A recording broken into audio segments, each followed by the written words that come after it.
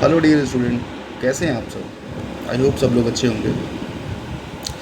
Last video में मैंने discuss किया था कि रोटेशन क्या होता है, रिवोल्यूशन क्या होता है, रोटेशन की वजह से क्या होता है, डे एंड नाइट होता है, रिवोल्यूशन की वजह से क्या होता है, सीजनल रिवर्सल होता है, डे और नाइट का जो ड्यूरेशन होता है, लेंथनिंग होता है, उसमें वेरिएशन कैसे आता है, वो रिवोल्यूशन की वजह से आता है। आज हम लोग डिस्कस करेंगे एटमॉस्फेयर क्या होता है, एटमॉस्फेयर क्या होता है, एटमॉस्फेयर का इम्पोर्टेंस क्या होता है ना। तो आप सभी ने कभी ना कभी सुना होगा कि अर्थ का 3 कंपोनेंट होता है ना। 3 हिस्से में डिवाइड करके हम लोग पढ़ते हैं अर्थ के बारे में। जैसे कि पहले हिस्से में हम लोग जानते हैं कि लिथोस्फेयर होता है। लिथोस्फेयर इन द सेंस कि जो भी लैंड रिलेटेड चीज़ें होती है ना, भूमि से रिलेटेड जो चीज़ें होती हैं, पहाड़ हो गया, पठार हो गया, है ना, ये सारा चीज़ हो गया, कॉन्टिनेंट वगैरह जो भी हो गया ना, ये सब इसमें आता है, लिथोस्फेयर में आता है। और हाइड्रोस्फीयर में क्या होता है, जितना भी वाटर रिलेटेड चीज़ें हो गया ना, चाहे वो समुद्र का पानी, नदियों का पानी, झील का पानी, है ना, जितना भी वाटर रिलेटेड चीज़ें हैं वो हाइड्रोस्फीयर में आता है।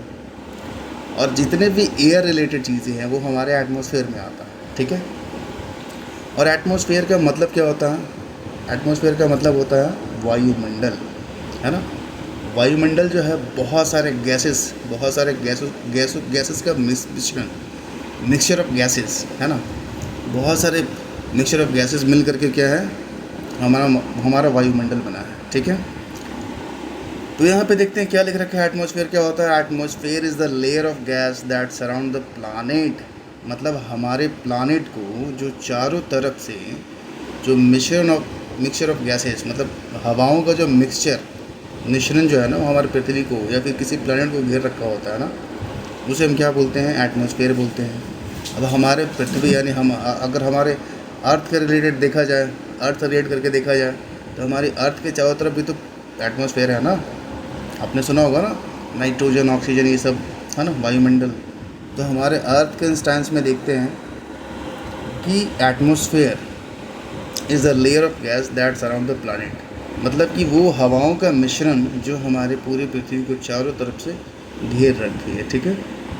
अब ये कह रहा है कि अर्थ का एटमॉस्फेयर जो है, the earth atmosphere consist of 78% of nitrogen, 21% of oxygen and rest are 1% are other gases. मतलब ये कह रहा है कि हमारे वायुमंडल में जो है ना, मतलब 78% जो है नाइट्रोजन गैस पाया जाता है, 21% क्या है, ऑक्सीजन पाया जाता है, और बाकी 1% में जो है ना बहुत सारे आर्गन, नियोन, बहुत सारे गैसेस पाया जाता है, कार्बन डाइऑक्साइड, है ना, ये सब पाया जाता है।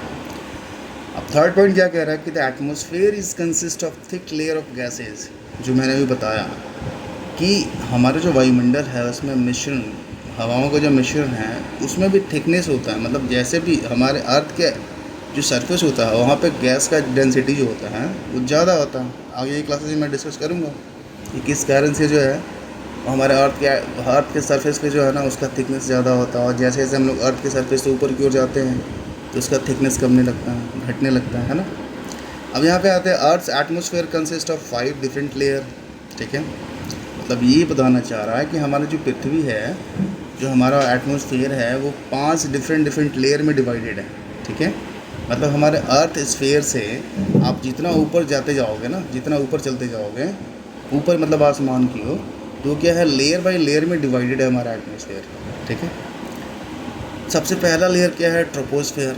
It is the lowest layer of the atmosphere. It consist of 78% of gases in the atmosphere. It stretches 10 kilometre upward from the sea level. अब ये बताना चाह रहा है कि हमारी अर्थ का जो सरफेस है उस पर सबसे जो पहला जो लेयर है हमारी अर्थ सरफेस में पाया जाता है वो ट्रोपोस्फेयर है ना। सबसे लोएस्ट लेयर हमारे एटमॉस्फेयर का ये बोला जाता है। इसमें ये बताया जाता है कि ये जो है हमारी अर्थ का सरफेस से मैक्सिमम 18 किलोमीटर तक का इसका डिस्टेंस, मतलब हमारी अर्थ का स्फीयर से, सरफेस से लेकर के अब ऊपर की 18 किलोमीटर तक चले जाओगे ना, तो वहाँ तक हमारा ट्रोपोस्फेयर पाया जाता है, ठीक है।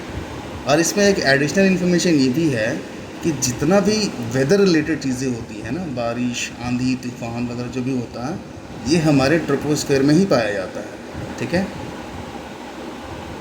सेकंड पॉइंट क्या कह रहा है, स्ट्रेटोस्फेयर। मतलब ट्रोपोस्फेयर के बाद वाला जो लेयर आता है उसे हम स्ट्रेटोस्फेयर कहते हैं, ठीक है। It is a layer of the troposphere. It stretches up to 31 mile from the ground level. The ozone layer lies in this layer.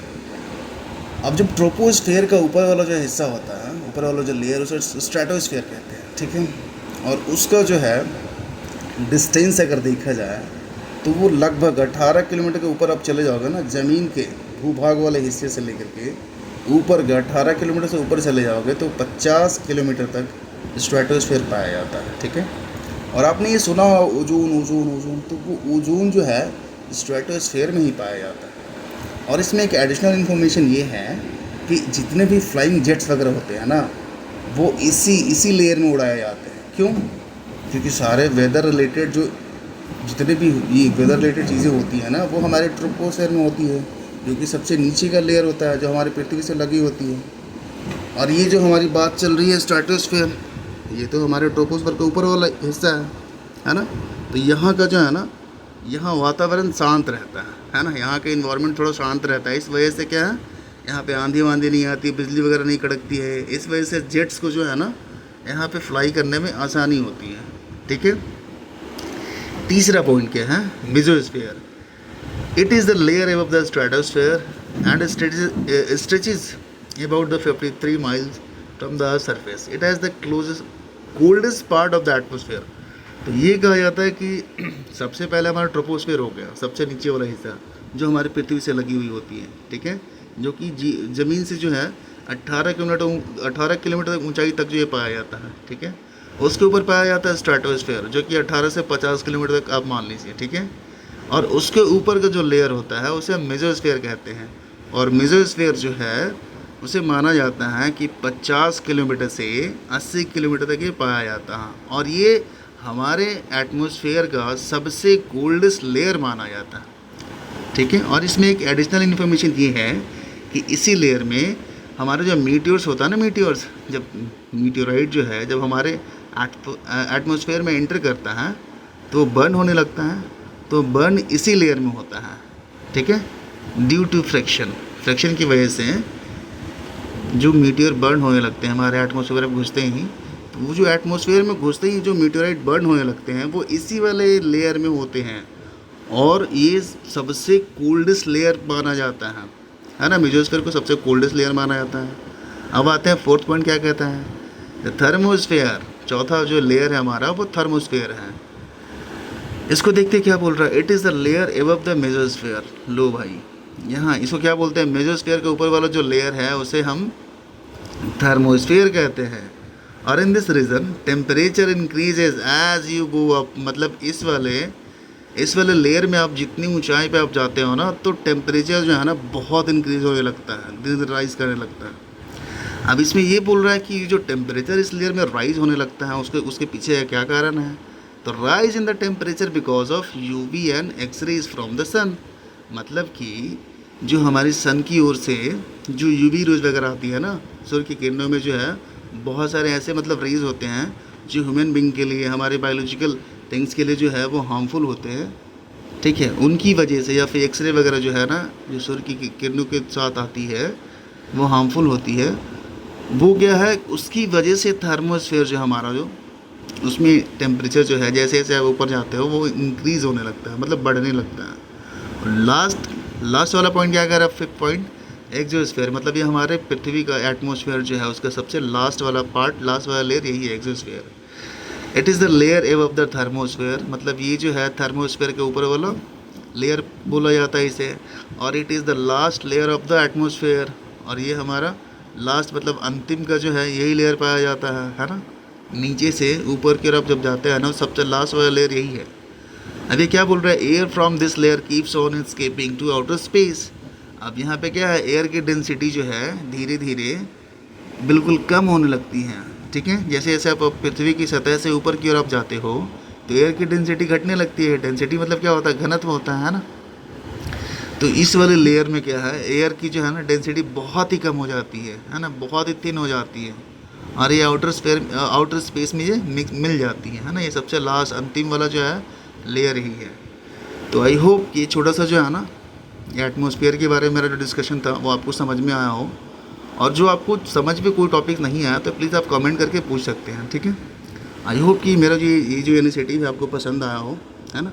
अगर सच में लगे कि ये जेन्युइन एफर्ट आप लोगों के लिए किया जा रहा हो तो प्लीज़ आप इसे सपोर्ट करें, है ना। चैनल पे अगर नए आए हैं तो सब्सक्राइब करें, वीडियो को लाइक करें, कमेंट करें, अपने दोस्तों के साथ शेयर करें। तो आज के लिए इतना ही, ठीक है। अब मिलते हैं कल।